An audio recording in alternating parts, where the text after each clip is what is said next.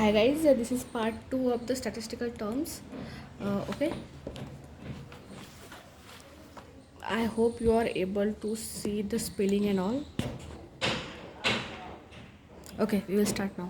Efficacy is the ability of something like a drug or a medical treatment to bring about the results that are wanted. Means, in short, effectiveness. Okay, then attributes means to believe that something was caused or done by somebody or something, but this is very local meaning of it. Okay, in statistics, attribute means the quality of characteristic. A second definition of it, attribute means the part of data model describing the characteristics of classes. Attribute is the part of data model describing the characteristics of classes, is called as attribute. Okay, then next is data model. Data model is describes data structures of information system in medicine. Guys आप लोगों को पता है क्या, मतलब जब मैं ये सब टर्म्स वगैरह निकाल रही थी ना, तब मुझे खुद को ये बहुत चीज़ थोड़ी सी ये हुई। जैसे कि देखो, अब एट्रीब्यूट की डेफिनेशन, एट्रीब्यूट का मतलब नहीं पता, इसलिए मैंने एट्रीब्यूट की डेफिनेशन फाइंड आउट की। तो स्टैटिस्टिक्स में ये definition I, the part of data model describing the characteristics of classes. अब इस डेफिनेशन को समझने के लिए इसमें जो टर्म आई है डाटा मॉडल, ये मुझे खुद को पता नहीं डाटा मॉडल क्या है, तो फिर मैंने डाटा मॉडल सर्च किया कि इसका मतलब क्या होता है। फिर इसकी ये डेफिनेशन, फिर इसमें और कुछ आएगा, फिर उसको सर्च करना। ऐसा मतलब कुछ डेफिनेशंस में ऐसा हुआ है कि एक टर्म सर्च करने के लिए जाओ, उसकी डेफिनेशन में एक और टर्म निकलती है, फिर उसको सर्च करो, फिर उसकी डेफिनेशन में और एक टर्म निकलती है। ऐसा वो जैसे इंसेप्शन मूवी है ना, सपने के अंदर सपना, सपने के अंदर सपना, सपने के अंदर और एक फिर अपना, ऐसा वो लेवल अप हो जाता है। वैसे इसमें भी होता है। इसलिए मैं ना बाद में क्या किया कि ज़्यादा मैं डिप में नहीं गई, ठीक है, समझा तो समझा, नहीं समझा तो रट्टा मारना। ऐसे बेसिस पे मैंने ये डिक्शनरी बनाई है अपनी, ठीक है। तो data model describes the data structures of information systems in medicine. What is data model? Data model describes the data structures of information systems in medicine. Data model is an abstract model that organizes elements of data and standardizes how they relate to one another and to the properties of real world entities. समझा? Data model is an abstract model that organizes elements of data and standardizes how they relate to one another and to the properties of real world entities. Class is a grouping of values by which data is binned for computation of a frequency distribution. Class is grouping of values by which data is binned for computation of a frequency distribution. सच बताओ तो ये class term मुझे खुद को क्या लगती है, मतलब जैसे कि कुछ ऑब्जर्वेशंस होते हैं कि समझो 12, 16, 21, 6, 4, ऐसे समझो 5 वैल्यूज़ है। ये हो गए हमारे नंबर ऑफ, मतलब ये अलग अलग 1, 2, 3, 4, 5 5 ऑब्जर्वेशंस हो गई ये, और उस हर एक ऑब्जर्वेशन की वैल्यू है, ठीक है। तो ये हो गया हमारा डाटा। तो क्लास किसको कहेंगे? जो ऐसा रहता है ना कि समझो किसी का BMI रहता है, अगर हम मतलब अंडर वेट किसको कहेंगे? जिसका BMI समझो ये जस्ट एस्टिमेशन है, 20 to 23 अगर BMI रहा तो उसको अंडर वेट कहने का। 23 to 26 कितना बोलेंगे इसमें, 23 to, हाँ ठीक है, 26 इतना अगर रहा तो उसको नॉर्मल बोलना। फिर 26 to 29 या 30 तक रहेगा तो वो ओवरवेट या ओबीज कहा जाएगा। तो ये जो रहता है ना रेंज, कि इस रेंज में इसको अंडरवेट कहना, इस रेंज में इसको ये ना। तो मैंने जब सेकंड चैप्टर पढ़ा था स्टैटिस्टिक्स का, तो उन लोगों ने इसको क्लास बोला था।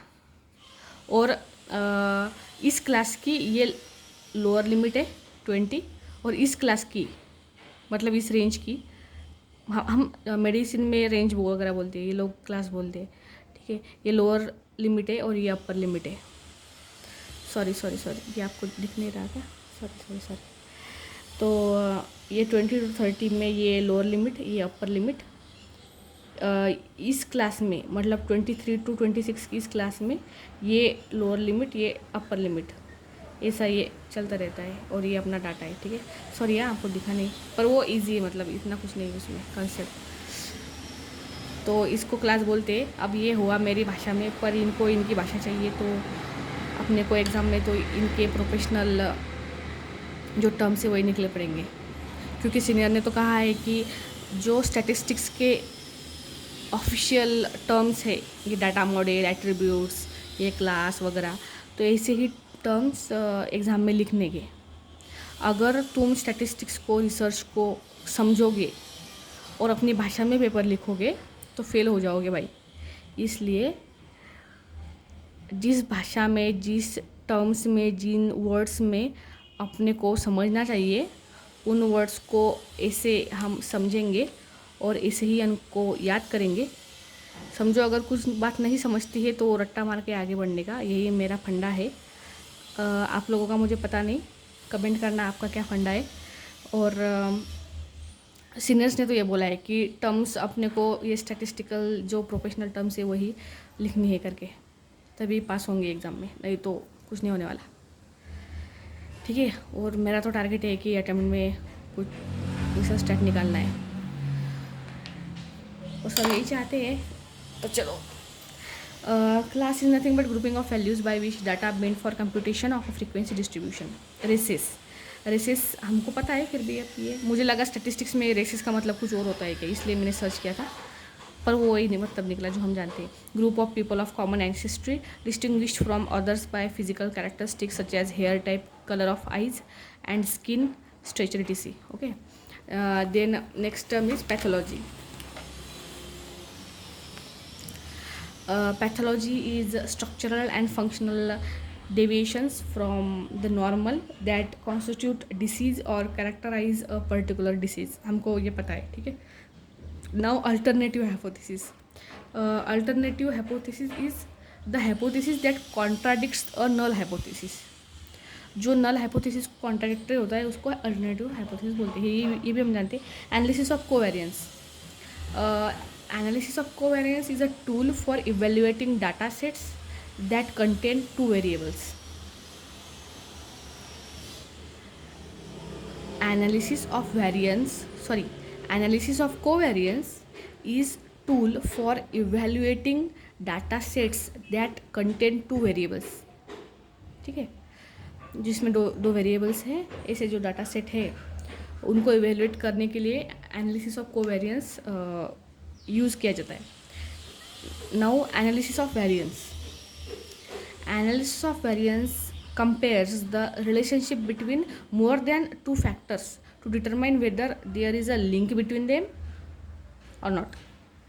Analysis of variance compares the relationship between more than two factors to determine whether there is a link between them or not.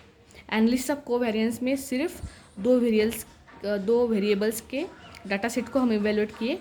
Analysis of variance में दो से ज़्यादा वेरिएबल्स के डाटा सेट को हम इवेलुएट करते हैं, उनके बीच में रिलेशनशिप फाइंड आउट करने की कोशिश करते हैं, है कि नहीं है ऐसा, ओके। बेल कर्व मतलब कैसा है ना, बेल शेप्ड और बेल कर्व, ये टर्म नॉर्मल डिस्ट्रीब्यूशन का जो ग्राफ है उसके लिए, उसका शेप डिस्क्राइब करने के लिए यूज़ की गई है सभी जगह पर। कुछ जगह पर उसको बेल शेप्ड कर्व बोलते हैं, कई जगह पर बेल कर्व बोलते हैं, ठीक है। और उसी को हम नॉर्मल डिस्ट्रीब्यूशन कर्व बोलते हैं।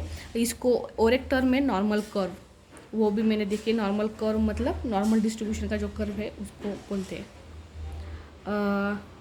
एक टर्म है नॉर्मल कर्व, और दूसरी स्टैटिस्टिक्स में एक टर्म है स्टैंडर्ड कर्व। तो जो स्टैंडर्ड कर्व है वो डाटा प्रेजेंटेशन की चैप्टर में आता है। स्टैंडर्ड कर्व मतलब उस पर एमसीक्यू है आया हुआ, बहुत बार पूछा गया है वो एमसीक्यू। तो स्टैंडर्ड कर्व आता है डाटा प्रेजेंटेशन के सेकंड चैप्टर में से, और जो नॉर्मल कर्व है यहाँ पर जो मतलब बताया ये आता है नॉर्मल डिस्ट्रीब्यूशन के चैप्टर में से। इस पर भी एमसीक्यू काफ़ी बार पूछा गया है। तो क्वेश्चंस जब पढ़ेंगे ना तो थोड़ा केयरफुली क्वेश्चंस पढ़ना, नहीं तो नॉर्मल कर्व में स्टैंडर्ड कर्व का लिख देंगे और स्टैंडर्ड में नॉर्मल डिस्ट्रीब्यूशन कर्व का लिख देंगे तो ये नहीं हो जाएगा।